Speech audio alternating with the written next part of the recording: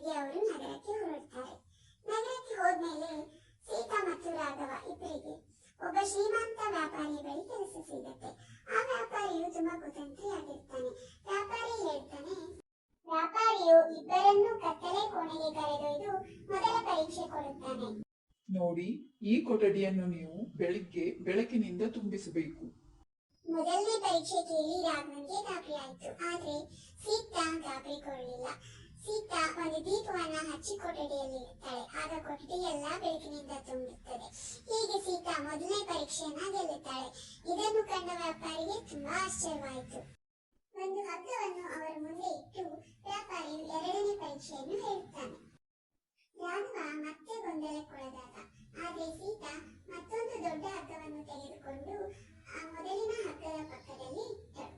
ಈಗ ಮೊದಲನೇ ಹಗ್ಗ ಚಿಕ್ಕದಾಗಿ ಕಾಣಿಸಿತು. ಆಗ ವ್ಯಾಪಾರಿ ಮತ್ತೆ ಶಾಕ್ ಆದ. ಹೀಗೆ ಸೀತಾ ಎರಡನೇ ಪರೀಕ್ಷೆಯನ್ನು ಗೆಲ್ಲುತ್ತಾಳೆ. ಕೊನೆಯ ದಿನ ವ್ಯಾಪಾರಿಯು ಮೂರನೇ ಪರೀಕ್ಷೆ ಕೊಡುತ್ತಾನೆ.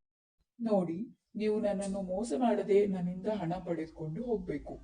ಇದು ತುಂಬಾ ಕಷ್ಟದ ಪ್ರಶ್ನೆ ಎಂದು ರಾಘವ ಮತ್ತೆ ಗಾಬರಿಯಾದ. ಆದ್ರೆ ಸೀತಾ ಮುಂದೆ ಬಂದು ವ್ಯಾಪಾರಿಗೆ ಹೇಳಿದಳು, ನೋಡಿ ಸರ್, ನೀವು ನಮಗೆ ಹಣ ಕೊಟ್ಟರೆ ನೀವು ಸೋತಂತಾಗುತ್ತದೆ, ಕೊಡದಿದ್ದರೆ ನೀವು ಮಾತು ತಪ್ಪಿದಂತಾಗುತ್ತದೆ. ಆಗ ವ್ಯಾಪಾರಿಯು ತನ್ನದೇ ಮಾತಿನಲ್ಲಿ ಸಿಕ್ಕು ಬಿದ್ದ. ಅವನಿಗೆ ಬೇರೆ ದಾರಿಯೇ ಇರಲಿಲ್ಲ. ಹಾಗಾಗಿ ಅವನು ಅವರಿಗೆ ಹಣ ಕೊಟ್ಟ. ತನ್ನ ತಂದೆಯ ಬುದ್ಧಿವಂತಿಕೆಯನ್ನು ಅರಿತ ರಾಘವ ತುಂಬಾ ಸಂತೋಷಪಟ್ಟ. ಹೀಗೆ ಸಂತೋಷದಿಂದ ಅವರಿಬ್ಬರು ತಮ್ಮ ಹಳ್ಳಿಗೆ ಹಿಂತಿರುಗ್ತಾರೆ. ಇದನ್ನೆಲ್ಲ ಕೇಳಿದ ರಾಮಯ್ಯ ತುಂಬಾ ಹೆಮ್ಮೆ ಪಟ್ಟ.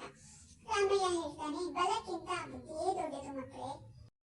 ಈ ಕಥೆಯಿಂದ ತಿಳಿದು ಬರುವ ನೀತಿ ಏನೆಂದರೆ, ಬುದ್ಧಿ ಮತ್ತು ಶಾಂತ ಚಿಂತನೆ ಯಾವಾಗಲೂ ಶಕ್ತಿ ಮತ್ತು ತ್ವರಿತ ನಿರ್ಧಾರಕ್ಕಿಂತ ಮೇಲಾಗಿರುತ್ತದೆ.